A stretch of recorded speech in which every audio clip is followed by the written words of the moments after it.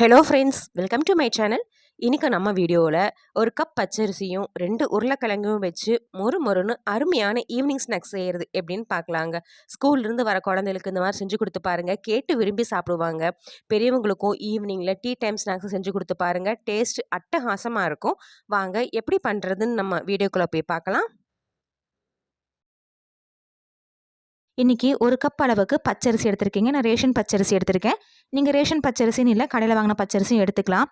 இது நல்லா க்ளீன் பண்ணிட்டு 2-3 டைம் கழுவிட்டு குறைஞ்சது ஒரு 3 மணி நேரம் ஊற வச்சு எடுத்துக்கலாங்க. இப்போ பாருங்கள், ஒரு 3 மணி நேரம் நல்லா ஊற வச்சு எடுத்துருக்கிறேன். அரிசி நம்ம அழுத்தும் போது 2ஆக உடையணும், அந்த அளவுக்கு நல்லா ஊற வச்சு எடுத்துக்கலாம். இப்போ அரிசி நல்லா ஊறி வந்திருக்கு, தண்ணியெல்லாம் வடித்து எடுத்துக்கலாங்க. அடுத்ததான் குக்கரில் மீடியம் சைஸ் உருளைக்கிழங்கு ஒரு 3 உருளைக்கிழங்கு எடுத்து 2ஆக கட் பண்ணி வச்சுருக்கேங்க. அதை சேர்த்துட்டு அது மூழ்க அளவுக்கு தண்ணி விட்டு ஒரு 4-5 விசில் விட்டு வேக வச்சு எடுத்துக்கலாங்க. உருளைக்கிழங்கு நல்ல குழைய வெந்து வரணும், அந்த அளவுக்கு நல்லா வேக வச்சு எடுத்துக்கலாம். விசில் வரட்டும், பார்க்கலாம். இப்போ விசில் வந்து ப்ரெஷர் ரிலீஸ் ஆகிடுச்சுங்க. ஓப்பன் பண்ணி பார்க்கலாம். பாருங்கள், உருளைக்கிழங்கு இந்த மாதிரி நல்லா சாஃப்டாக வெந்து வந்திருக்கணும். இப்போ தண்ணியெல்லாம் வடிச்சிட்டு தோல் நீக்கிட்டு இந்த உருளைக்கிழங்கை கொஞ்சம் கூட சூடு இல்லாமல் நல்லா ஆற வச்சு எடுத்துக்கலாங்க. உருளைக்கிழங்கு நல்லா ஆறுனதுக்கப்புறமா இந்த மாதிரி தோல் நீக்கி எடுத்து வச்சுருக்கீங்க. இப்போ இதை எடுத்து ஓரமாக வச்சுருவோம். அடுத்ததாக ஒரு மிக்சர் ஜார் எடுத்துக்கலாம். அதில் நம்ம ஏற்கனவே ஊற வச்சு வச்சுருந்த பச்சரிசியை சேர்த்துக்கலாங்க. நான் ஒரு கப் அளவுக்கு 200 கிராம் அளவுக்கு தான் அரிசி ஊற வச்சுருந்தேன். அது ஒரே ஈடாக சேர்த்துக்கிறேன். நீங்கள் அதிகமாக ஊற வைக்கும் போது 2 ஈடாக சேர்த்துக்கோங்க.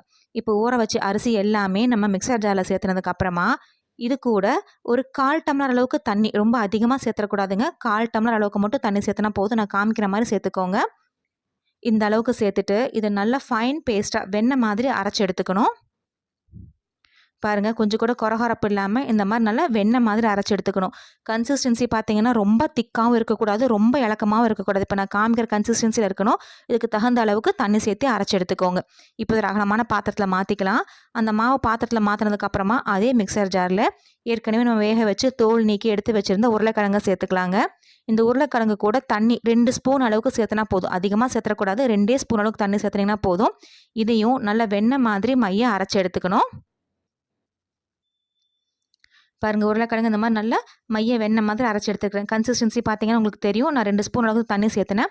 கன்சிஸ்டன்சி இந்த அளவுக்கு தான் இருக்கணும். ரொம்ப இலக்கமாக இருந்துடக்கூடாது, ரொம்ப திக்காகவும் இருக்கக்கூடாது. இந்த அளவுக்கு இருந்தால் போதும். இப்போ அரைச்சி வச்சுருந்த உருளைக்கிழங்கை நம்ம ஏற்கனவே அரைச்சி ஒரு அகலமான பாத்திரத்தில் மாற்றி வச்சுருந்து அந்த மாவோடு சேர்த்துக்கலாங்க. உருளைக்கிழங்கு விழுது மட்டும்தாங்க சேர்க்கணும். மிக்சர் ஜாரில் கொஞ்சம் கூட தண்ணி விட்டு அந்த மாவு கூட சேர்த்துடக்கூடாது. உருளைக்கிழங்கு விழுது மட்டும் சேர்த்துக்கலாம். சேர்த்துட்டு ஒரு ஸ்பூனோ இல்லை ஒரு விஸ்கோ வச்சு அந்த பச்சரிசி மாவு இந்த உருளைக்கிழங்கும் நல்லா கலந்துடணுங்க. ஒரு 2-3 நிமிஷத்துக்கிட்ட நல்லா அடித்து எடுத்துக்கலாம். இப்போ உங்களுக்கு ஸ்பூனில் விஸ்க் அடிக்கும் போது அந்தளவுக்கு கன்வீனியண்ட்டாக இல்லை அப்படின்னா நீங்கள் கை வச்சு நல்லா அந்த உளுந்து வடைக்கு அடிப்போம் இல்லைங்களா, அந்த மாதிரி கை விடாமல் ஒரு 2-3 நிமிஷம் நல்லா அடித்து எடுத்துக்கணும். பச்சரிசி மாவு உளுந்தும் நல்லா கலந்து அப்படியே வெண்ணெய் மாதிரி வரும், அந்த அளவுக்கு நல்லா அரிச்சு எடுத்துக்கணும். இப்போ நான் இந்த மாதிரி நல்லா அடிச்சு எடுத்ததுக்கப்புறமா இதுக்கு ஒரு மூடி போட்டு ஒரு 15 நிமிஷம் அப்படியே விட்டுருவோங்க. ஒரு 15 நிமிஷம் கழித்து பார்க்கலாம். இப்போ ஒரு 15 நிமிஷம் ஆயிடுச்சு. ஓப்பன் பண்ணி பார்க்கலாம். பாருங்கள், உங்களுக்கு பார்த்தாவே தெரியும். லைட்டாக அப்படியே மேலே அப்படியே உங்களுக்கு புசு புசுன்னு மாவு வந்திருக்கும். உங்களுக்கு கரண்டில் எடுத்து காமிக்கிறேன் பாருங்கள். இந்த அளவுக்கு கன்சிஸ்டன்சியும் இந்த அளவுக்கு இருக்கணும். இதுதான் கரெக்டான கன்சிஸ்டன்சி. ரொம்ப திக்காகவும் இருக்கக்கூடாது, ரொம்ப இலக்கமாகவும் இருக்கக்கூடாது. மீடியம் கன்சிஸ்டன்சியில் இருக்கிற மாதிரி பார்த்துக்கோங்க. அடுத்ததாக ஒரு கொத்து கருவேப்பிலை எடுத்து பொடியாக கட் பண்ணி வச்சுருக்கேன், அதை சேர்த்துக்கலாங்க. அது கூடவே காரத்துக்காக 2 பச்சை மிளகாய் பொடியாக கட் பண்ணி சேர்த்துட்டு ஒரு கைப்பிடி அளவுக்கு கொத்தமல்லி இலை பொடியாக கட் பண்ணி சேர்த்துக்கலாங்க. சேர்த்துட்டு ஒரு டீஸ்பூன் அளவுக்கு சீரகம் அதையும் இது கூட சேர்த்துட்டு கடைசியாக நல்லா பொடியாக நறுக்கின பெரிய சைஸ் பெரிய வெங்காயம் ஒன்று இது கூட சேர்த்துக்கலாங்க. வெங்காயம் எந்த அளவுக்கு சேர்க்குறோமோ அந்த அளவுக்கு நல்ல சுவையாக இருக்கும். அதே மாதிரி வெங்காயம் நல்லா பொடியாக கட் பண்ணி சேர்த்துக்கோங்க. வெங்காயம் சேர்க்கும்போது நான் காமிக்கிற மாதிரி நல்லா பிசைஞ்சு விட்டு சேர்த்துக்கோங்க. அப்போ தான் உதிரியாக எல்லா மாவுலையுமே இந்த வெங்காயம் இருக்கிற மாதிரி இருக்கும்.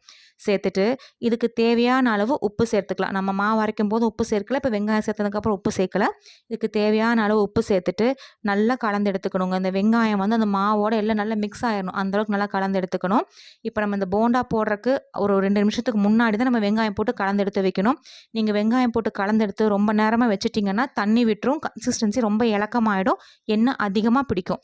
அதனால் நீங்கள் போண்டா போடுறதுக்கு அடுப்பில் எண்ணெய் வச்சதுக்கப்புறமா நீங்கள் வெங்காயம் போட்டு கலந்து எடுத்தால் போதும்.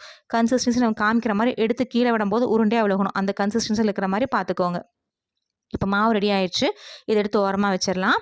அடுத்ததாக ஸ்டவ்வில் ஒரு பேன் வச்சுட்டுங்க, அதில் கொஞ்சம் எண்ணெய் சேர்த்து வச்சுருக்கேன். எண்ணெய் கொஞ்சம் நல்லா மிதமான சூடு வரணும். மீடியம் ஃப்ளேமில் வச்சு எண்ணெய் கொஞ்சம் மிதமான சூடு வந்ததுக்கப்புறமா நம்ம ரெடி பண்ணி வச்சுருக்கிற மாவுலேருந்து எடுத்து இதில் போண்டாவாக போட்டு எடுத்துக்கலாம். இந்த மாதிரி ஸ்பூன் எடுத்து போடும்போது உங்களுக்கு ரொம்ப ஈஸியாக இருக்கும். நீங்கள் கையில் எடுத்து போடுறனாலும் போடலாம். ஸ்பூனில் நான் வந்து ஒவ்வொரு உருண்டைகளாக எடுத்து போட்டுக்கிறேன். கன்சிஸ்டன்சி நான் திரும்பி சொல்கிற மாதிரி இந்த மாதிரி ஸ்பூனில் எடுத்து போடும்போது ஒழுகாமல் இருக்கணும். அந்தளவு கன்சிஸ்டன்சி பார்த்துக்கோங்க. அப்போ தான் உங்களுக்கு எண்ணெய் அதிகம் குடிக்காது, இல்லைன்னா எண்ணெய் ரொம்ப அதிகமாக குடிக்கும். இப்போ இதுலேருந்து எடுத்து எண்ணெய் மிதமான சூடாக இருக்கும்போது மீடியம் ஃப்ளேமில் வச்சு ஒரு 5லேருந்து 6 போண்டா போட்டு எடுத்துக்கலாங்க. ஒரு 2 நிமிஷம் கழித்து இதை அப்படியே திருப்பி போட்டு எடுத்துக்கலாம். போட்ட உடனே கரண்டி வச்சு கலரக்கூடாது. ஒரு 2 நிமிஷம் விட்டதுக்கப்புறமா திருப்பி போட்டு எடுத்துக்கலாம். ஃப்ளேம் ரொம்ப லோவாகவும் இருக்க வேண்டாங்க, ஹையாகவும் இருக்க வேண்டாம். மீடியம் ஃப்ளேமில் வச்சு நம்ம பொரிச்சு எடுத்துக்கலாம். இப்போ எல்லாத்தையும் திருப்பி போட்டதுக்கப்புறமா 2 நிமிஷம் அப்படியே விட்டிங்கன்னா நல்லா மொறுன்னு ப்ரௌன் கலரில் சூப்பரான சுவையான அரிசி போண்டா ரெடி ஆகிடும். நம்ம சொன்னால் தான் தெரியுங்க இந்த அரிசி போண்டானே, அந்த அளவுக்கு டேஸ்ட்டாக இருக்கும். இது கூட கார சட்னி, தேங்காய் சட்னியில் அருமையான காம்பினேஷனாக இருக்கும். பாருங்கள், இந்த மாதிரி நல்லா பொன்னிறமாக மொறுன்னு வந்துருச்சு. இதை நம்ம எடுத்துகிட்டு எண்ணெய் சுத்தமாக வடித்து ஒரு பிளேட்டில் மாற்றி எடுத்து வச்சுக்கலாம். அதே மாதிரி மிச்சம் இருக்க மாவு எல்லாத்தையுமே இதே மாதிரி போண்டாக்கெலாம் போட்டு எடுத்துக்கலாங்க. ஸ்கூல்லேருந்து வர குழந்தைக்கு இந்த மாதிரி செஞ்சு கொடுத்து பாருங்கள். டேஸ்ட் அட்டகாசமாக இருக்கும். கேட்டு விரும்பி சாப்பிடுவாங்க. ஃப்ரெண்ட்ஸ், நீங்களும் இந்த சுவையான அரிசி போண்டா ரெசிபியை ட்ரை பண்ணி பாருங்கள்.